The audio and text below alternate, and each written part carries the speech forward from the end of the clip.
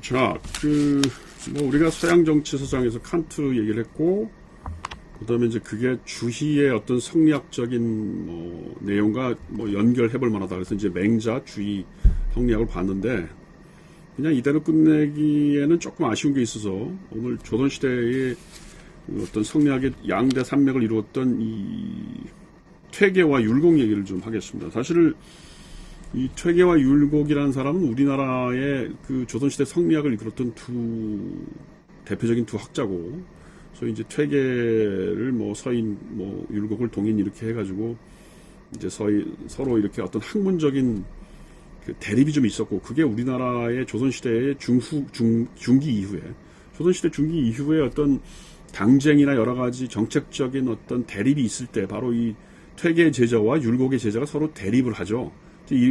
이게 사실 우리나라의 어떻게 보면 진보와 보수의 어떤 전형적인 그 입장이라고 보는 겁니다. 입장 차이.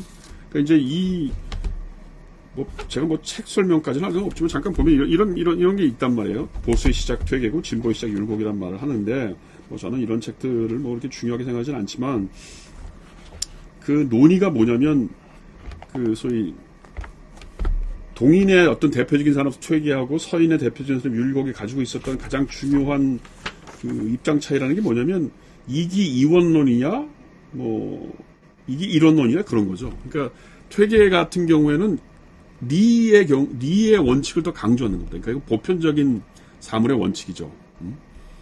그래서 사단7정, 맹자가 얘기했던 사단7정에서도 주로 사단의 경우, 인의 예지라고 하는 게 단이죠, 사단. 그거를 통해서 어떤 보편적인 원칙을 구사하려고 했다면, 율곡 같은 경우는 기질을 얘기를 더 많이 해요. 어떤 감정적인 요인, 기질. 왜냐면 그게 드러난 거니까. 그래서 리하고 기는 다른 게 아니고 같은 거다. 율곡 입장에서 그렇게 보는 겁니다. 그러니까 이러한 철학적인 논쟁이라고 하는 게 이제 소위 사단 7정론, 뭐 이게 사단 7정론이라는 게 처음에는 이 퇴계하고 기대승이라는 사람들 사이에서 이루어졌던 논인데, 이제 나중에 율곡이 이 퇴계의 입장을 비판하면서 기대승의 입장을 옹호하고 이러면서 이제 사단 7정론이라는 게 몇백 년 동안을 100년을 넘게 갔던 하나의 이 토론 어떤 주제라는 거 아닙니까? 그러니까 인간에 대한 논의겠지만, 오늘날로 얘기하면. 그러니까 이런 것들이 조선시대 때 100년을 넘어서 이런 사단 7정론에 대한 논쟁이 가능할 수 있었다고 하는 것은 그 사회가 그만큼 인문학의 사회고 철학적인 혹은 정치적인 언로가 개방되어 있었다라고 하는 것을 의미하는 거죠. 어찌됐건, 그래서 퇴계의 경우에는 그런 원칙론으로서 리를 강조하고 사단을 강조했던 이유는 뭐냐면, 당시에 그 살림 세력을 조금 옹호하면서 다시 조선을 건국했던 훈구 세력을 좀 제압하고, 그래서 뭔가 이 국가의 기강을 좀 마련하기 위해서는 원칙론이 필요하다, 이렇게 생각했던 겁니다. 그러나 이제 율곡의 경우에는 이런 이 퇴계의 입장보다는 뭐예요? 세상의 어떤 이치라고 하는 것이 보편적이라는 원칙보다는 지금 살아가고 있는 조선의 현실이 뭐냐, 그 현실에 대해서 우리가 뭔가 천착을 하고, 그 다음에 어떤 정신세계나 철학적인 세계보다는 물질적인 것이 더 중요한 거 아니냐, 이런 것들이 바로 이제 율곡의 기질론, 기의 철학의 어떤 중요한 얘기죠. 그래서 이렇게 따지면은 뭐 퇴계의 경우는 이제 왕, 그 다음에 지배층, 이런 사람들의 어떤 내적인 성찰, 내면적인 발전, 이런 걸 중요시했다면, 율곡 같은 경우는 백성들 친화적인 정책, 백성을 더 잘 살게 하고 물질적으로 어떤 개혁을 하고, 그 다음에 무슨 뭐 군대를 더 많이 키우고 하는 이런 논의들로 나가게 된다는 겁니다. 다시 말해서 퇴계가 굉장히 어떤 천상의 논리, 어떤 하늘의 이상을 대표했다면, 율곡 같은 경우는 땅의 현실을 직시했던 사람이다, 뭐 이런 얘기예요. 그래서 이런 것들이 나중에는 이제 퇴계의 영남학파와 율곡의 기호학파로 두 사람이 죽은 다음에 그 제자들한테 연결되죠. 소위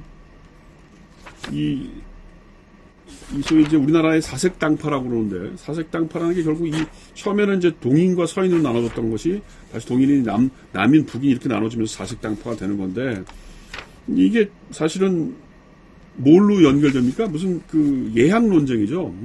왕이 죽었는데 그 왕이 장자가 아니고 뭐 둘째 아들이다. 그래서 그러면 궁궐에서 상복을 몇 년 입어야 되느냐, 뭐 이런 거 가지고 처음에 이제 동인과 서인이 싸우다가, 그 다음에 두 번째는 장희빈이 아이를 낳았는데 아직 2년 하고 살아있다. 그러면 숙종 때 아이를 세자 책봉을 해야 되느냐 말아야 되느냐 뭐 이런 거 가지고 둘이 싸우고 그랬다는 겁니다. 그래서 사실은 이러한 논쟁이 적어도 퇴계나 율곡이 살아있을 때의 이 시절에는 굉장히 중요한 의미를 철학적이고 굉장히 어떤 철학적인 백성과의 관계에서 중요한 의미를 가졌는데 나중에 중기 이후에 숙종 때 있었던 이런 어떤 예학 논쟁, 그다음 세자 책봉 문제 이런 것들은 굉장히 어떤 뭐 성리학이 정말 좀 실사구시가 아니고 그냥 그야말로 귀신 신하락 가는 소리 같은 그런 얘기를 타락하게 가는 그래서 현실과 유리가 되는 그런 학문으로 전락하게 된다는 거죠. 뭐 사실은 그런 의미에서 보면 이 주자의 성리학을 이 조선에서 어떻게 받아들였는가 하는 문제. 사실 퇴계와 율곡의 사상적인 학문, 그다음에 그 당시 정치적인 사상 이런 걸 보면서 우리가 한번 공부를 해볼 필요가 있다는 겁니다. 특히 이제 이 퇴계와 율곡이 사실 다 선조 때의 그 신하로서 지내면서 이 성학십도와 성학지묘라고 하는 거를 이제 각각 선조한테 바쳤단 말이에요. 이 성학이라는 게 뭐예요? 성학. 어떻게 하면 왕이 제대로 된 그 공부를 해서 이 왕 노릇을 제대로 할 수 있겠냐 이런 거라고 하는 걸 정리한 거죠. 근데 퇴계가 이 선조한테 바쳤던 건 성학십도 그림으로 왕이 지켜야 될 도리를 그림으로 표현한 것이고 성학지묘는 왕이 실천해야 될 도리를 간단하게 이제 요약을 한 거죠. 여기서도 보면 그 사실 이 성학십도나 성학지묘라고 하는 이 논리를 보면 우리가 이 세상을 어떻게 보는지에 대한 그 내용이 잘 나와 있어요. 이 성학십묘를 보면 그림을 보면 이 퇴계 같은 경우에는 여기 보면 태극도, 서명도, 소학도, 대학도, 백록동교, 심통성종도, 인설도, 심학도, 경계잠도, 스쿵, 야매잠도 이게 다 뭐냐면 당대의 그 조선시대 때 성리학의 굉장히 중요한 경전들을 퇴계가 뽑아서 그걸 하나의 그림으로 요약을 해둔 거예요. 여기에 가장 중요한 그 퇴계의 철학적 입장은 뭐냐면 거경이죠, 거경. 그러니까 경건한 마음. 경건한 마음으로 자기 자신을 수양을 함으로써 그게 왕의 어떤 그 도리를 다할 수 있는 굉장히 중요한 발상이라는 거예요. 그 뭐 심통성조 같은 것도 이건 원래 이제 그 중국에서 뭐 누가 쓴 겁니까? 중국에서 굉장히 유행했던 인간의 마음에 대한 논인데 그런 거를 이 그림으로 그리면서 우리가 어떻게 왕으로서 어떻게 하면 선한 모습을 갖고 선한 정치를 피겠는가 이런 얘기를 주로 했던 거예요. 근데 반면에 이제 성학지묘를 보면 어떻게 돼요? 이 사람은 율곡 같은 경우에는 어떤 보편적인 원칙, 그 다음에 어떤 선한 마음 이게 아니고 잘 재밌는 게 뭐냐면 이 책의 내용을 보면 성학지묘의 책 내용을 이 목차를 보면 수양 이렇게 돼 있어요. 1편의 통솔이라고 하는 건 전체적으로 보면 서론격에 해당되는 것이고 2편이 수기, 사실은 수양을 하는 겁니다. 그 다음 3편은 정가, 집안을 바르게 하고 4편은 위정, 정치를 자랑하게 하다. 이런 거예요. 그럼 5편은 성현도통으로 일종의 이제 결론 같은 건데 이 2편의 수기에 보면 재밌는 게 뭐냐면 교기질이란 말이 나와요. 기질을 고치라는 겁니다. 자기 자신에게 자기 스스로를 바라보고 나의 기질이 너무 성급하다.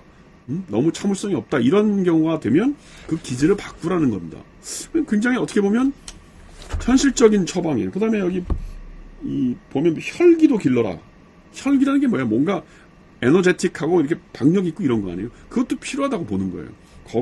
이런 점에서 보면 인간의 마음을 다스리는 입장도 율곡과 퇴계는 굉장히 다르죠. 그 다음에 뭐 보덕, 사람들을 통해서 자신의 덕을 보충하라. 이게 뭐예요? 내가 혼자서 내면적으로 수양만 하는 것으로는 불충분하고 좋은 사람들 옆에다 두고 좋은 사람을 통해서 나의 부족한 면을 키워내라는 겁니다. 그 다음에 가정을 잘 살피라고 하는 것도 보면 여기 무슨 태교, 아내를 잘 다스리고 자식을 잘 키워라 이런 얘기까지 나오고 그러면서 나중에 이제 정가 끝나고 난 다음에 무슨 이 위정병에 오면 정치를 잘하는 거에 또 오면 굉장히 현실적이에요. 보면 여기 뭐라고 되어 있냐면 이 책의 174쪽에 등용과 버림에 마땅함이래 가지고 등용할 사람은 잘 등용하고 버릴 사람은 잘 버려야 된다는 말도 해요. 그러니까 어떻게 보면 인재를 보는 안목에 대해서 얘기를 하는 거죠. 그 다음에 뭡니까? 시무라는 게 뭐예요? 시무. 어떤 일을 할 때 어떤 때가 있다는 거예요. 나설 때도 때가 있고, 어떤 개혁을 할 때도 때가 있고, 오늘날식으로 얘기하면 TPO죠, TPO. TPO가 뭐예요? Time, Place and Occasion. 그 적절한 시기에 맞춰서 개혁도 하고 그래야지, 내가 옳다고 아무 때나 내가 옳은 걸 주장하고 하는 거. 그거 왕으로서 적절한 처신이 아니라는 겁니다. 나는 그런 의미에서 보면 이 책에 어떻게 보면 이 성악지변하는 게 마키아벨리의 군주론과도 좀 비슷한 성격을 갖는다고 봐요. 그래서 제가 이 내용을 길게 얘기할 것까지는 없지만 제가 이제 칸트, 맹자 그리고 주지의 성리학 그다음에 이제 이 율곡과 퇴계의 어떤 조선시대 때의 어떤 리철학과 기철학의 이런 입장을 쭉 설명하는 게 뭐냐면 결국 학문이라고 하는 것이 서양이든 동양이든 그 시대의 이 사상적 흐름이라고 하는 게 그 시대의 현실과 연결되어 있고 그 현실 속에서 어떻게 하면 좀 더 정치를 잘할 수 있을까를 고민하는 그게 바로 정치 철학이라는 겁니다. 그래서 일단은 여기까지 끊고 나중에 이제 제가 프랑스의 포스트 모더니즘, 후코, 알투세 후코, 브루드의 그다음 들레즈까지 얘기를 하면 이제 이 양명학 얘기를 할 겁니다. 왜냐하면 그 양명학이라는 게 중국에서 바로 주위의 성리학을 비판하면서 나온 학문인데 그게 일종의 어떻게 보면 서양 철학적으로 보면 마치 그 후코, 브루드의 들레즈가 칸트를 비판해서 새로운 형태의 포스트 모더니즘을 서양에서 얘기한 것처럼 제가 판단하건대 양명학이 주위의 성리학을 비판하면서 일종의 동양의 포스트 모더니즘과 같은 것이 아니냐. 저는 그런 판단 안에서 나중에 기회가 되면 프랑스 포스트 모더니즘 얘기한 다음에 양명학을 얘기할 계획입니다. 여기까지 끊겠습니다.